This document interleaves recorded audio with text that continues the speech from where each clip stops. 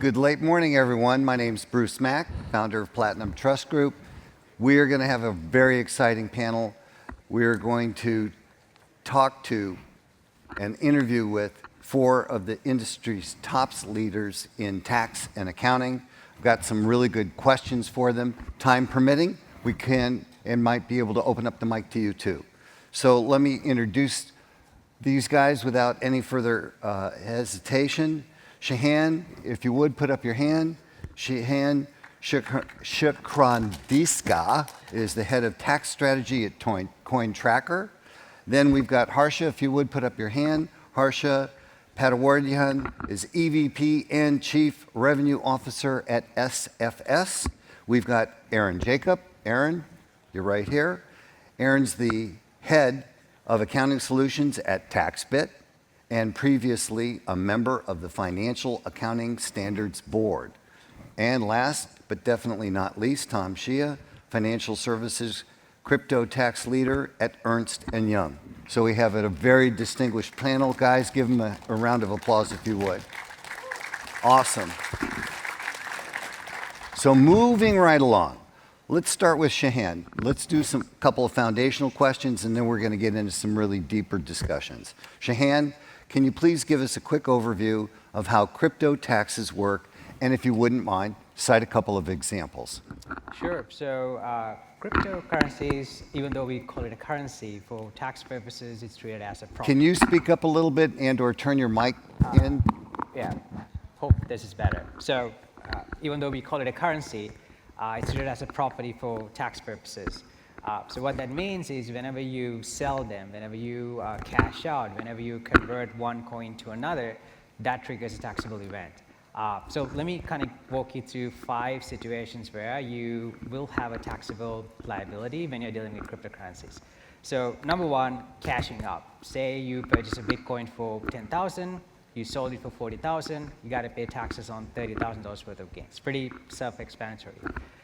The second one is when you convert one coin to another, which happens all the time. Say that you have Bitcoin and you're exchanging on Bitcoin and buying another coin. Even though you're not realizing any cash, you still have a taxable liability if that first coin has appreciated in value. So something to keep in mind. The third one is when you spend coins to buy goods and services. Say that you're spending your Bitcoin and buying a Tesla or even like a cup of coffee. Because the IRS is treating these coins as property, that creates a taxable event. The fourth situation is when you earn coins. There are so many ways you can earn cryptocurrencies. It could be through wagers, staking income, interest, and etc. Those create taxable events. And then the final one is when you go through airdrops and hard forks, when you get free coins, those trigger taxable events. So just to summarize, cryptocurrencies are treated as property. Just remember those 5 situations. If you go through those 5 situations, you may have a tax liability that you have to pay taxes on. Excellent. Thank you so much. Next up, Harsha.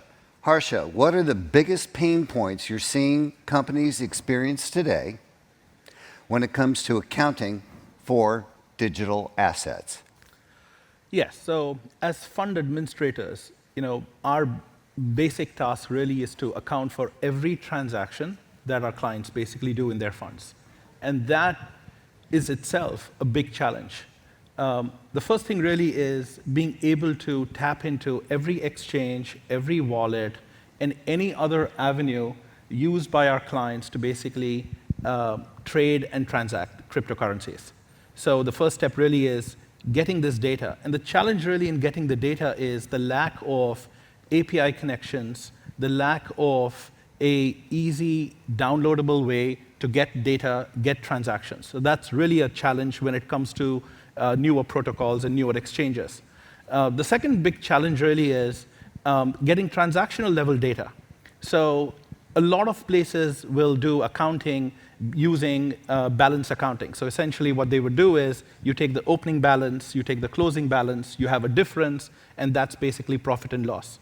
But as an accountant, that's not how we do it. We need every movement that takes place in an exchange or a wallet, every transaction that goes from opening balance to closing balance, fetching that transaction really is challenging. It's all getting better now. The larger exchanges and the larger DeFi protocols allow us to basically write API code connections, write any other software to basically pull that data out, but that's a challenge. And the last challenge really is, as an accountant, you can either do all accounting or you can do zero accounting. There is no such thing as I'll account for 98% of your transactions, and then who knows, I really can't figure out what the remaining 2% are. No. So if you want accounting statements, they're either complete or they're incomplete. So what that means is we have to use brute force manual tools to basically go and pull that data. So if an OTC confirmation comes, it's in PDF form, you can't just ignore it. That means somebody has to go and type that out manually into an accounting system, put the buys and put the sells in to complete your accounting. So that I would summarize are the biggest challenges we face in doing accounting for crypto funds. Thank you. Thank you very much. Aaron, we're going to start taking a deeper dive now.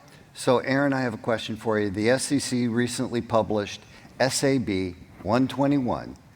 What impact will this have on how companies account for digital assets? Yeah, thanks, Bruce.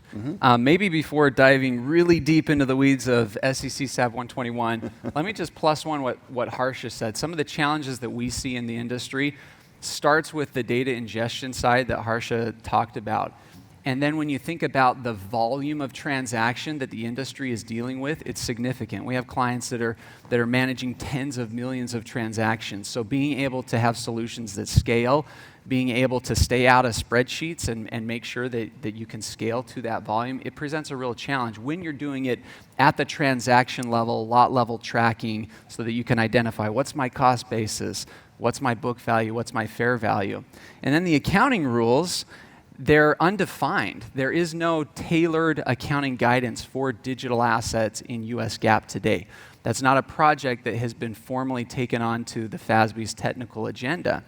And so we're left with intangible asset accounting and dealing with impairment, and you hear about this stuff in the news with some of the public filers where they're taking ginormous impairment losses because of the current accounting guidance that we live in today. So what the SEC said last week, this was pretty groundbreaking news that came out on the 31st. They basically said for any company that is custodying their users' assets on their platform, you now have to bring them on your balance sheet. Whereas today there's this concept of control, where a company basically determines, do I control the asset? And if I do control the asset, then I put it on my balance sheet. And I follow this intangible asset guidance for the asset side of the balance sheet. Well, the SEC said, if a customer is custodying assets on your platform, regardless of whether or not you control the asset, a company is required to put that asset on their balance sheet. And there's actually two components to this. You have a safeguarding liability, which represents a company's obligation to repay that asset and the risks associated with that.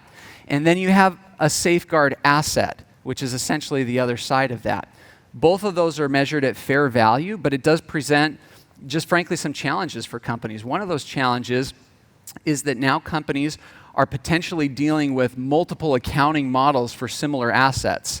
So you could have corporate assets, for example, that are treated as intangible assets, subject to impairment. You hold it on your books at lower of cost plus impairment. And then you have customer assets that are held at fair value. So it's not a new concept to have multiple accounting models in existence, and companies are used to that in certain instances, but it certainly adds a layer of complexity. Another challenge with that is, how do you value these assets? So the SEC said you can value the liability and the asset at fair value, but when you have cryptocurrency outside of Bitcoin, where you've got NFTs or you might have long-tailed assets that are thinly traded, identifying what is fair value for those assets can actually be really challenging.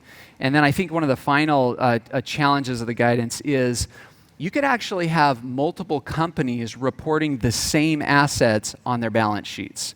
And that's as a result of this custody. If I'm an exchange and I'm custodying, Tom's assets, they're on my balance sheet, but then I have a sub-custody provider with another custody service, I could actually have multiple assets being, or the same asset, excuse me, being reported on multiple companies' balance sheets. So there's a lot of ongoing discussions right now. There's a lot of conversation that the firms are having with the SEC. We know some folks in the audience that are part of those discussions and grateful for the work that they're doing. It's going to be interesting to see how this plays out. Absolutely. Thank you so much. Great answer. Tom, how would the infrastructure bill affect crypto taxpayers? Let's jump into that. Yeah. So the Infrastructure Act impacts taxpayers and market participants in different ways. If we think about just kind of the individual participant right now, one of the main challenges they're facing in their tax reporting is that they're not really receiving information from the platform or the exchange that they're interacting with. Now, some of the companies here that you see today on the panel have built solutions to assist with that, but the onus generally falls on the taxpayer and self-reporting.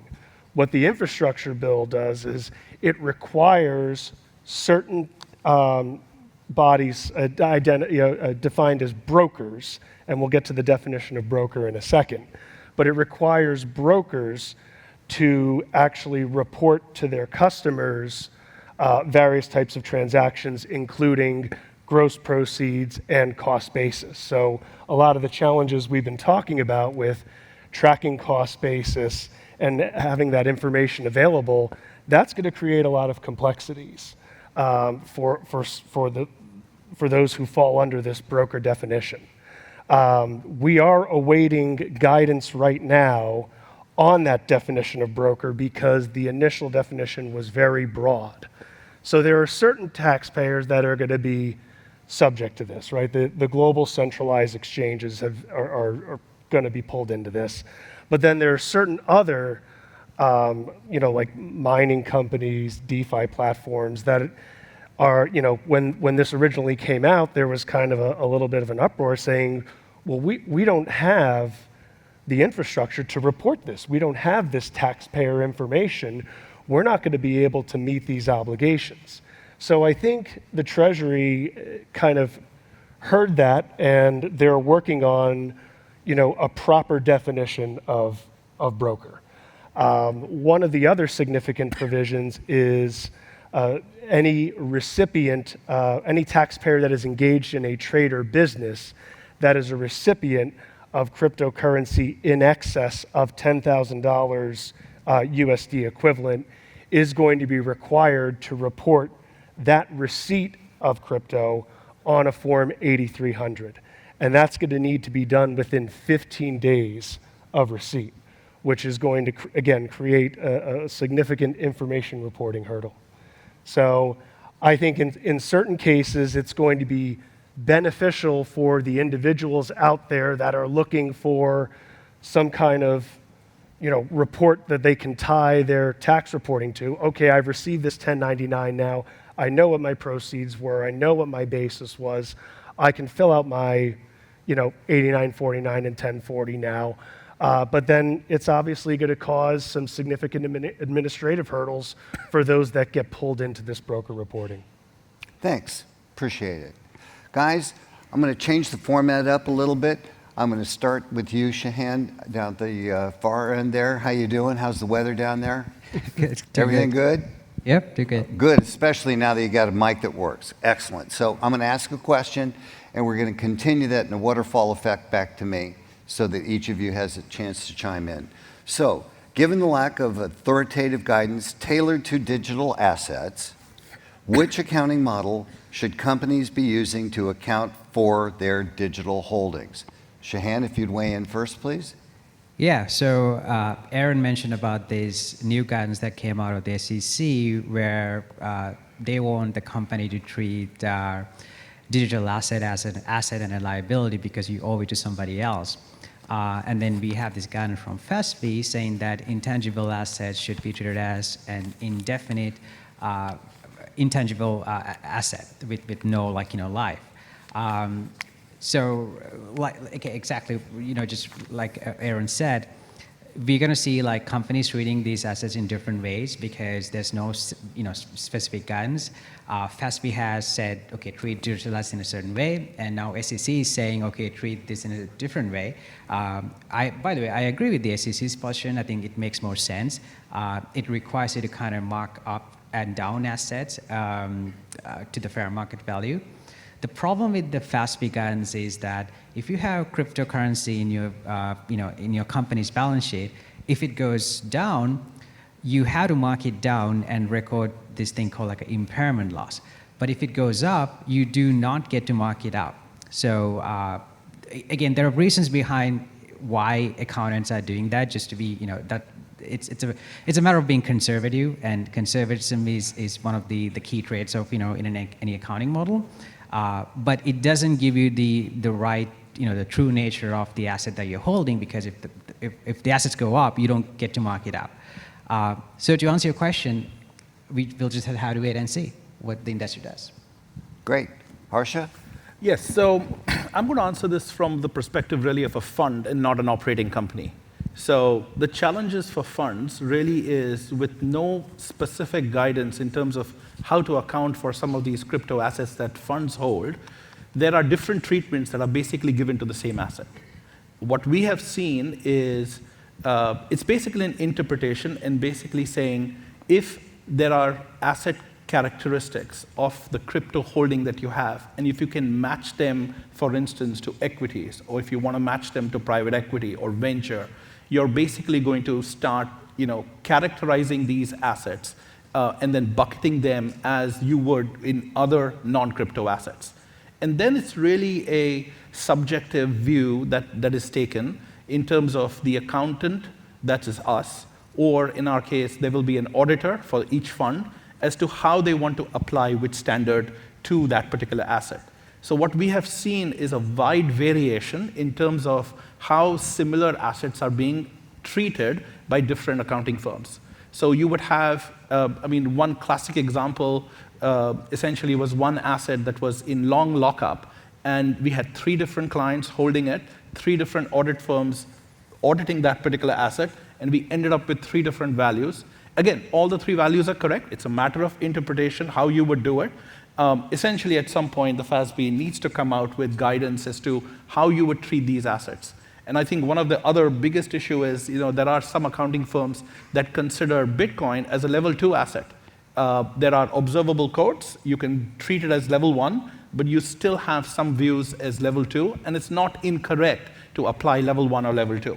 So essentially, as we come to a consensus on figuring out specific standards for crypto assets and then applying them specifically, that will be helpful.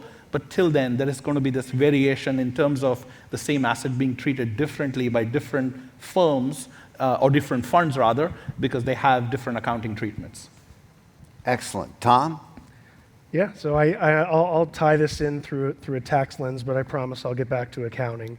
I think one of the biggest challenges, kind of going off the initial question you asked me, Bruce, was around cost basis, right? Because the IRS has basically, in the FAQs, allowed for 2 types of methods for tracking cost basis.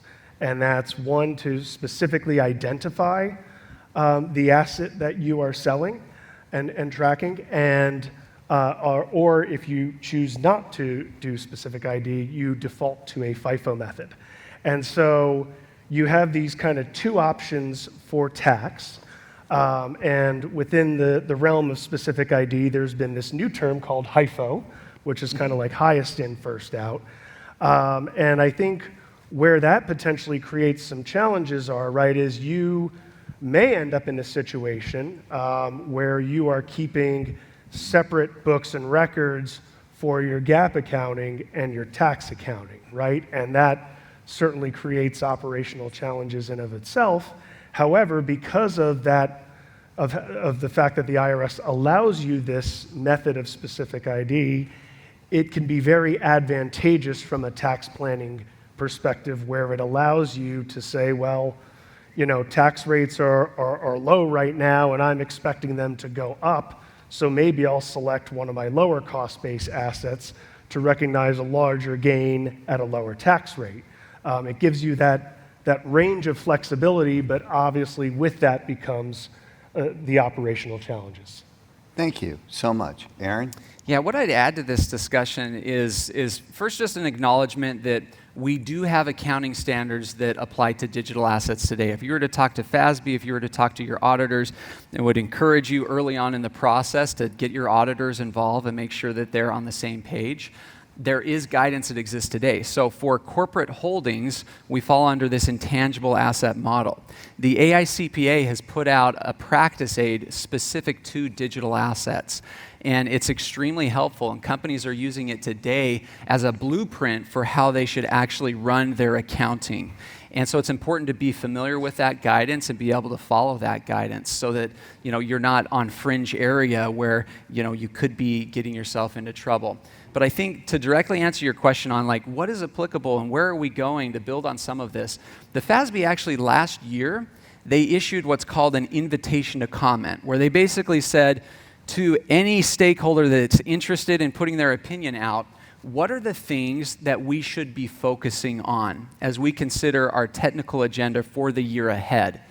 And one of the number one things that was highlighted in the feedback that they received, there were well over 500 comment letters, which is a big number for FASB, at least in my experience. One of the number one things that they heard most about was digital asset accounting. From companies and stakeholders and auditors and investors alike saying, we need better information and we need the accounting to be a better reflection of economic reality. Where this model that's been talked about, where you're writing down assets to the lowest point and you never get to write it up. So you experience the expense on your income statement, but you never get to recognize any appreciation in assets. That's actually not that helpful for investors and users and consumers of financial statements. So is there a better model that could be employed that more closely aligns economic realities of the asset class with what the accounting is showing? So the board heard the feedback. They held a meeting, I think it was back in December, where they kind of disclosed, here were the themes that we heard about. And digital assets were added to the research agenda, which we hope is a precursor to the technical agenda. So there's a lot more to come on this. We're closely following what the FASB is doing and what they're saying, and love representing the views of our clients and making sure that we're good stewards over those perspectives, because it's important to everybody in this room and many, many more that we share that perspective so that hopefully we get to a better spot. Excellent. Thank you so much. Again, we'll keep the same order, taking it downstream and bringing it back up this way.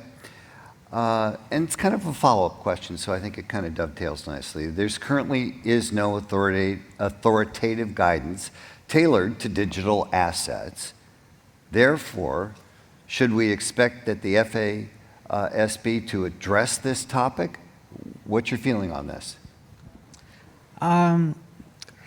I think the awareness of this subject has gone up. I think several weeks ago, President Biden signed an executive order to kind of figure out, hey, how to face this phase. Let's figure out opportunities and risks and stuff like that. I'm pretty sure FASB is kind of looking into some of these issues as well, because when they first came up with the guidance, this space wasn't as complicated as it is today. So again, we'll have to wait and see what happens.